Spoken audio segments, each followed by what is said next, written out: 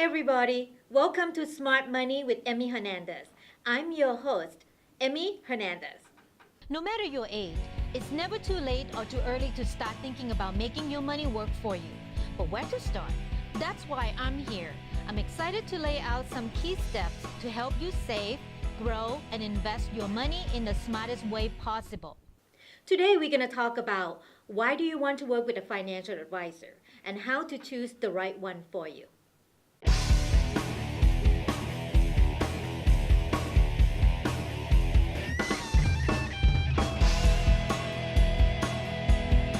Working with a financial professional can be a very important step in your life.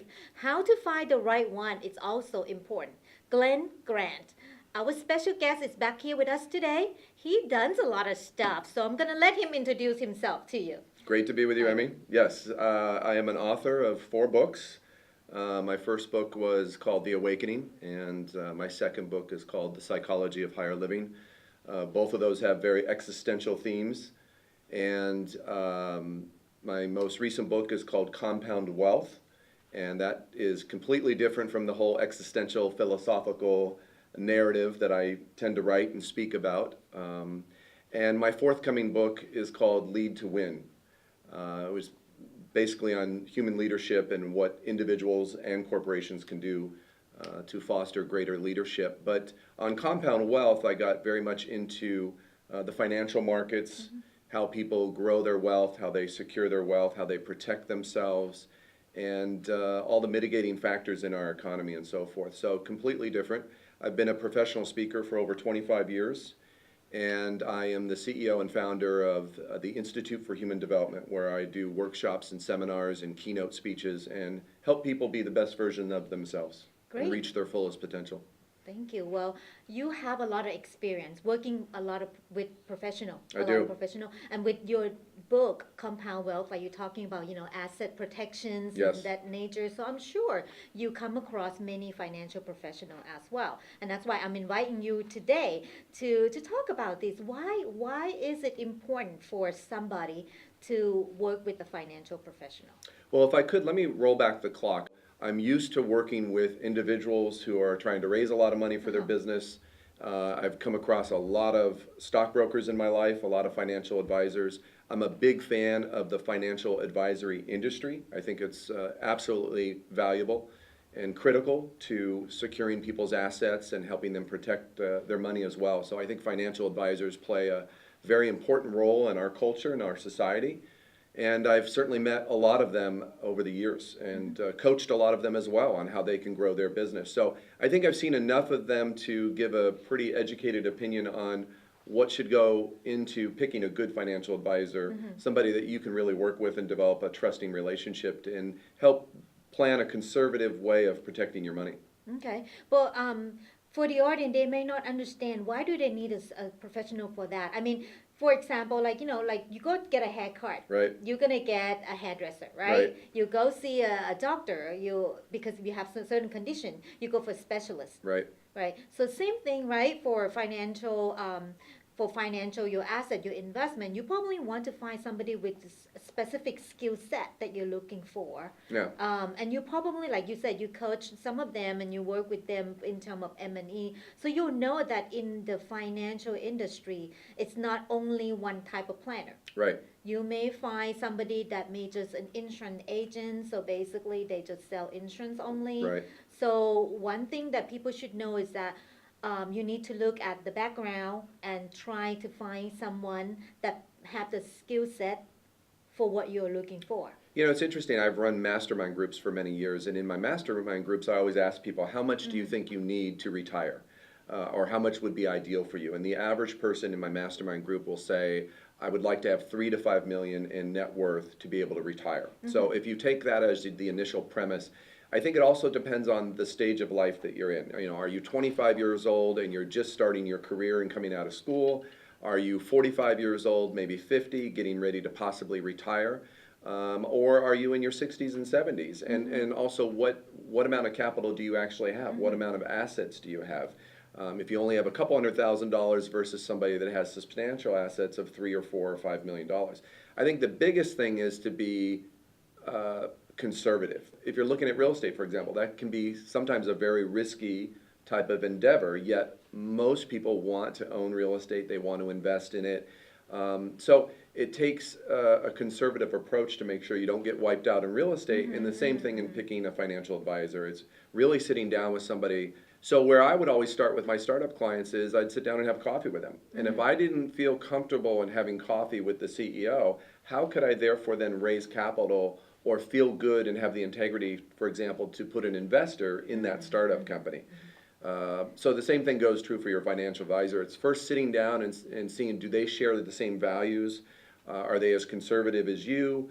Do they want to take you in a risky direction? Because there's different types of financial advisors. We know there's stockbrokers out there that if you want to say, hey, here's $100,000 and I hope to grow this to $500,000, go out and trade stocks for me on a daily basis. Well, that's completely different than a financial advisor that's going to be very conservative and say, let's mitigate our downside risk and put you in something very, very so conservative. that's basically kind of like getting to like why and when, right? Right. So you have to know the why and the when Exactly. to do that. Because I mean, if you are what state in your life? What stage of life if are you in? If you are still young and you want to just grow, maybe Right. you're just gonna find somebody's specific skill set as a broker Right. to trade. But if you are closer to retirement, then Yep. you want to find somebody that maybe have skill set to help you calculate how much money you need Right. for retirement, right? Because you can't just grab number from the thin air. You would have to go through the process of Right. running, inflations and everything else to come up with the number. So then you're looking at whether that particular financial advisor have that skill set, work with the clientele in that area, Right. right? So basically the why and the when. So you need someone that working for a specific area. Yeah, and it's the stage of life, not only where the client's at, but the stage of life of where the financial advisor is at. I've had several financial advisors in my mastermind groups, and again, I've coached them, and so you might find a financial advisor who's in their 50s, and maybe they've been in the business for 25 years. Maybe you're dealing with a financial advisor who's in their late 20s, early 30s, and they're kind of new to the industry. There's nothing wrong with that. It's just, where is the stage of life of you as a client, and where is that person in their business Where as far that as match, where there's a good match. And again, when you're in your 20s or your early 30s, you may want to be investing in things like real estate. You may you may want to be in the stock market and do those types of growth type of investing.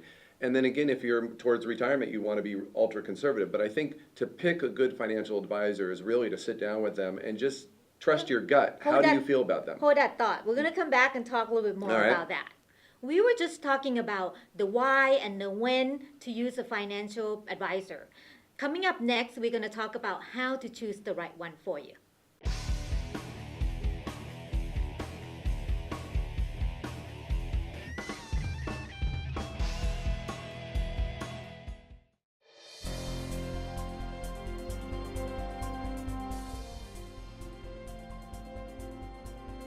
I am a Los Angeles designer. It's a cotton, an Italian men's shirting. The Littles. And then these things sort of jump out at you.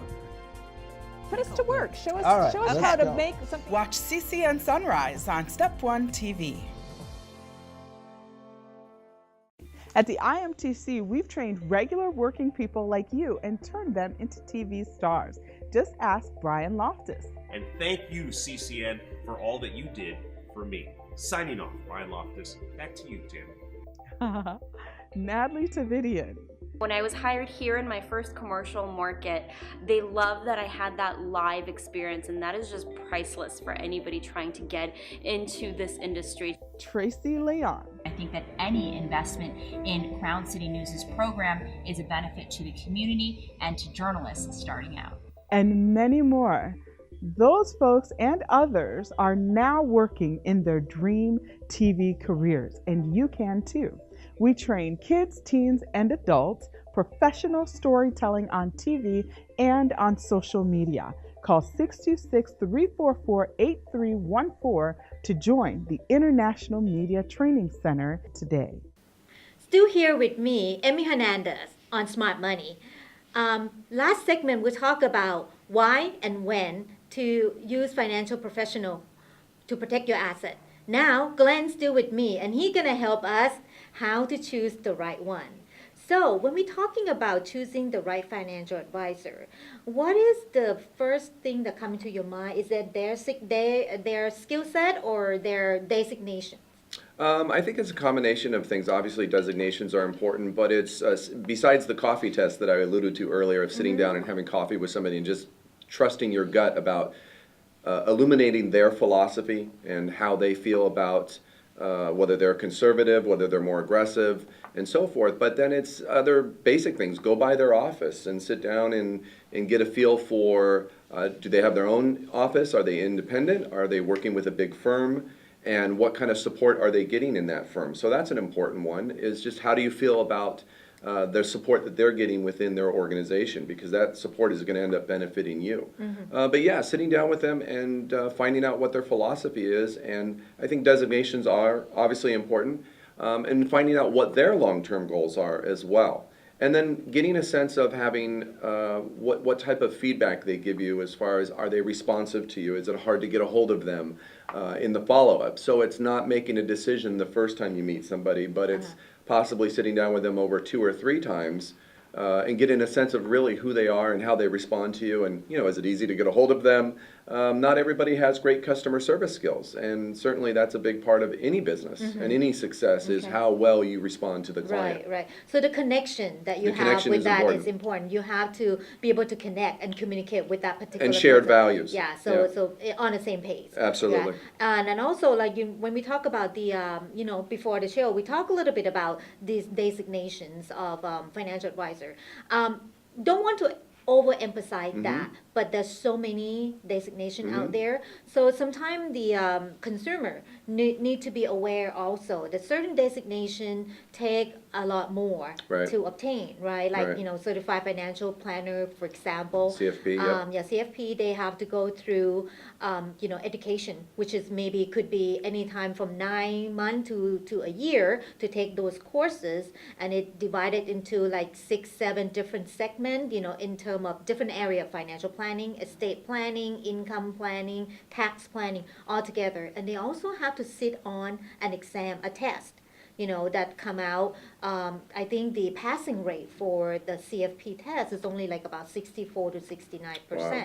So it's difficult to get, and they also have to keep continuing educational credit, like 30 units for every 2 years or so. So that's like one example that you want to get somebody who qualify, or you also, if you're looking for just a broker, like a trader for stock, maybe you just need somebody that have a Series 7. Well, I wouldn't just, can I interject there? I wouldn't just say a broker, because I studied for my Series 7 back in the 90s when I was entering my investment banking business. And I decided not to actually get the Series 7 because I knew I didn't want to trade people's money.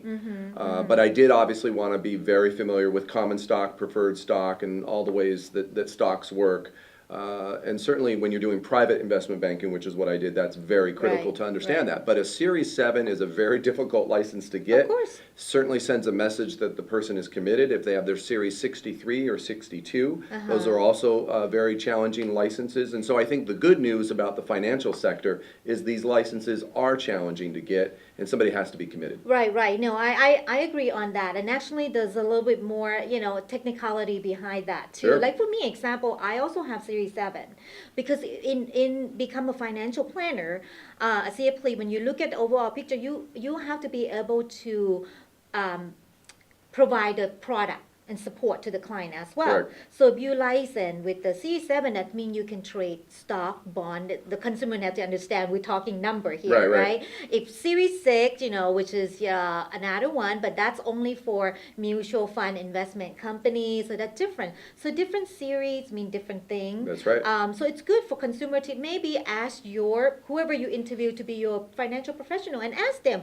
what that series means, what allow them to do, and if they only have, if they just have insurance license, what are the insurance for? life insurance, disability insurance, right? Because we talk about maybe your specific needs. So let's say if I'm walking into your office and say, hey, I just want to buy a life insurance, right? That's all I need. Then okay, then as long as you insure your license with the California, then you're okay. Right. But if I want more a long-term relationship, developing a plan, then I need a little bit more, right? The credential. Well, absolutely, and I think also just some good old-fashioned due diligence. Just simply go on Google and educate yourself on what the requirements are for these different types of licenses. And again, also ask yourself, what is your plan? What is the big 20, 30-year big picture look like for you?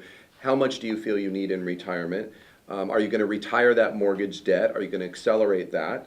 And then how conservative you want to be in growing or protecting the money that you do have. And so there's a lot of different mitigating factors, but at the end of the day, just some good old-fashioned due diligence and homework on your end. I mean, 15 minutes you can get pretty educated by figuring out all these different licenses that the financial industry has and accreditations, and then how that fits into what you're trying to accomplish based on where you're at. At the end of all of that, though, it will still come down to, I'm a humanist, and so it still comes down to the human condition and how well you relate to somebody and their philosophy. Does it resonate with your philosophy, and are you guys on the same page? Yeah, and what important thing too, when you talk about doing due diligence and all that stuff, know that what their license and appropriate and there's not a scam artist, whatever. But you also want to don't be afraid to ask questions to the planner, right? And you want to know perhaps how do they get compensated. Well, let me actually share a quick story, if I may. If we have time in this segment, I'd like to share a brief story. I actually had a very good friend of mine who was a professional baseball player. He shall go nameless, but he played for the Los Angeles Dodgers at one time in his career and made a considerable fortune, as most Major League Baseball players do. And unfortunately, he too was a victim of an unscrupulous person that was managing his money. And now we've all heard of these stories throughout the years. A lot of famous athletes lose a lot of money because they turn their money over to somebody that doesn't have the integrity and so forth. So it's absolutely vital. And you would think as a Major League Baseball player, you'd be the last person to be dealing with somebody that was not honest, because there's so much of a vetting process and there's so much due diligence that goes in. And that's a very small circle of trust that people get invited into, is probably the right way to say. So it can happen to people that have a lot of money, and it can happen to people with a little bit of money. But again, financial advisors are fantastic. I think they play a valuable role in our society. They bring a lot of trusted advice and sage counsel to people, but like any industry and any business, you need to pick them carefully and make sure you guys match well. Unfortunately, that happened, but we're going to come back and talk about how in 5 steps to pick the right one for you. Perfect.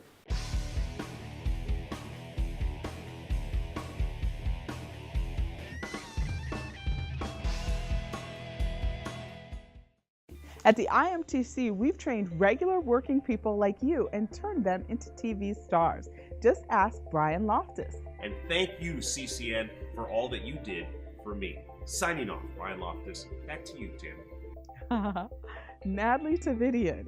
When I was hired here in my first commercial market, they love that I had that live experience, and that is just priceless for anybody trying to get into this industry. Tracy Leon. I think that any investment in Crown City News' program is a benefit to the community and to journalists starting out. And many more. Those folks and others are now working in their dream TV careers, and you can too. We train kids, teens, and adults, professional storytelling on TV and on social media. Call 626-344-8314 to join the International Media Training Center today. It's time for a taste of sunrise. Wow. The chefs, impeccable. The food, amazing.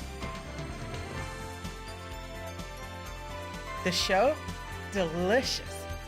But you guys put the TEA in teamwork. Taste of Sunrise on Step 1 TV.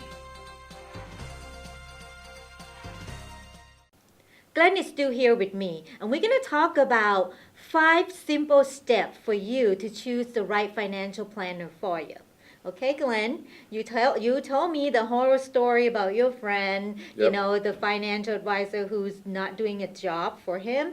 I want to give a tips for the audience or the viewer Sure. to know about, how to pick the right one. And I have 5 steps. You can chime in at any time. I will chime okay? in away. All Here right. we go. So the first one, number one, is asking for referral. Yes. You can talk to your CPA, your attorney, or even your family member or your friend who has a planner who perhaps they like and successfully, work with them. So get a name. I would say 3 maybe and go out and interview. What do you think about that? I think it's a great idea. One of the biggest problems we have in our society is that, quite frankly, we don't get enough word of mouth. We don't do enough of that homework and due diligence to really find out, is somebody strongly recommended? Good news travels fast, bad news travels faster. But it's, I always like to say the fortune is in the follow-up. You got to follow up, get some references, and actually get on the phone, go out and talk to these people. This is very serious. This is your money.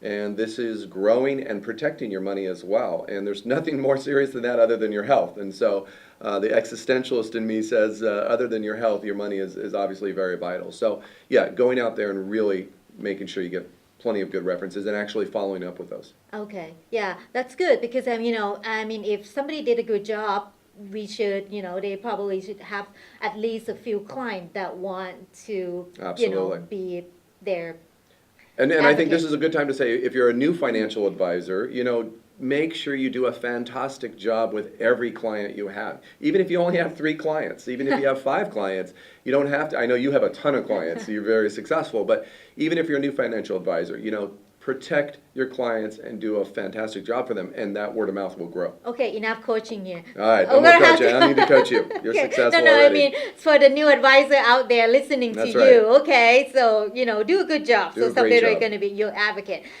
Step number 2, we talk about credential. I think credential is good, check credential, but don't overemphasize it, right? Because it depends on who that you're looking for.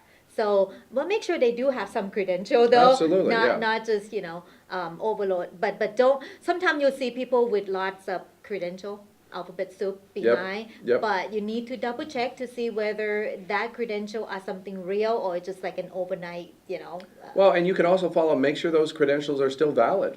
Make sure that they're still in effect. Has there been any disciplinary action? Has there That's ever right. been something where they've possibly lost a license? Again, there's a fine line between that. You don't want to walk into a new relationship with a financial advisor where you suspect them and don't trust them. But at the same time, you need to protect yourself. And again, this is a humanistic business. It still comes down to the human being. You can have all the fancy credentials in the world. Right. Doesn't necessarily mean you're a great person. So it still comes down to that face-to-face and that gut level feeling about how you feel about that person. True. But yeah, it is important to check those. Yeah, but the connection still very important. Absolutely, foundation. Right, and then step number 3, it's also to find a specialist. Yes. Because financial planning can be something so wide, Yes. it's vague. The area is wide. Like for me, for example, I'm specialized in working with people like maybe 5 to 10 years before retiring, and then after retirement, because we specialize in income generation, that distribution phase. But if you are younger and you're looking for growth, you want to grow your money, you want more aggressive advisor, you probably want to find specialists that have the clientele in that area and they're more aggressive and they trade more. Yeah, and if I could speak to that, I've had a friend for a number of years, probably 20 years now. His name's Tom Jant, one of the most successful stockbrokers here in California that I've ever met, and he is a rock star. But the reason why Tom is so successful as a stockbroker is that's what he does. That's his discipline. And he trades stocks daily, and he's Right. absolutely dynamic at Right. it. So again, it's if you only have a small amount of money and you're perhaps in your late 20s or early 30s and you actually want to engage in that,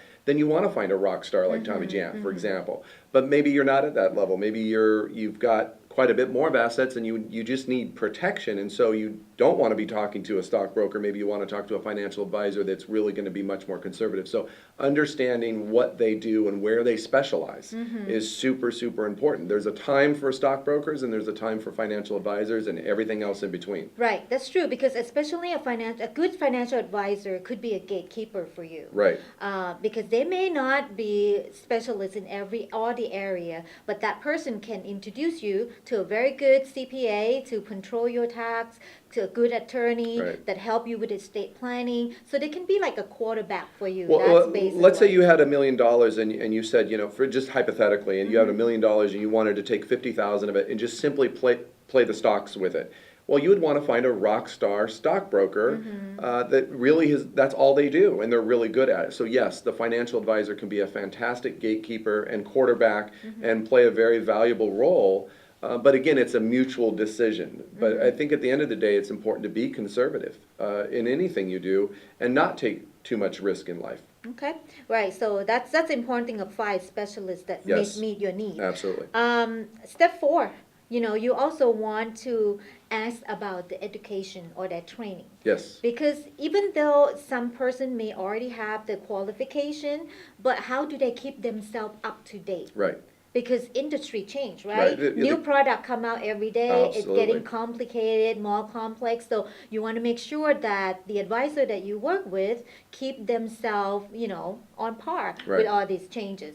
One of my favorite sayings from the speaking platform is when you help enough people get what they want, you get what you want. And so it's important that your financial advisor puts aside their needs on a specific type of commissioned product and really says, hey, here's the upside and the downside to these products. Here's how I get compensated by them. So let's just throw that all out on the table. And then you're doing what's best for the client. And at the end of the day, everybody wins. When you go into a situation like that where it's a win-win and all the cards are on the table, then everybody feels much better about what they're investing in and how they're doing it. Of course, you're talking about the communication. And then huge. I agree. Don't be afraid when you're talking to an advisor to ask them how they get paid. Absolutely. One more thing, the last step is also don't be afraid to ask for a second opinion also. Yes. With me, when I sit down with my client or prospect client, I may recommend some plan or suggest some plan, and I have no problem even if that prospect come in and say, hey, I just met with someone so and so and I want to get your opinion, a second opinion, just like when you see a doctor, right? Right. A certain condition before you get into surgery, you want to find a second opinion. Or sometimes a third opinion. And in addition to transparency, having second and third opinions is fantastic because then you're taking a more holistic approach to growing your wealth and protecting your assets. And when you've got 3 different opinions, then you can sit back in some reflection and go, okay, now I've really got some different advice. And then you evaluate it a lot easier versus when all your eggs are in that one basket and that one opinion, then you're really not serving yourself well. So that's great. So now we have the 5 steps. And I seem go. like you agree with me. Ask for reference. Yep. Number 1, don't overemphasize credentials. Just make sure you do your own research. Find a specialist that work with you. Talk to them about their training, their education, ongoing educational process, and also don't be afraid to ask for a second opinion. Or third. Or third. Okay. Well, thank you, Glenn. That's really, really good for today. Pleasure to be with you. Remember, being smart with your money, it's easy, and you can do it. Thanks for watching. See you next time. Right back here on Smart Money with Emmy Hernandez. As a financial advisor, I'm here to help you. So if you have any questions or comments, send it to me by email to emmy@ehfinancial.com. Don't forget, if you miss any part of the show, you can watch us again on ehfinancial.com or crowncitynetwork.com.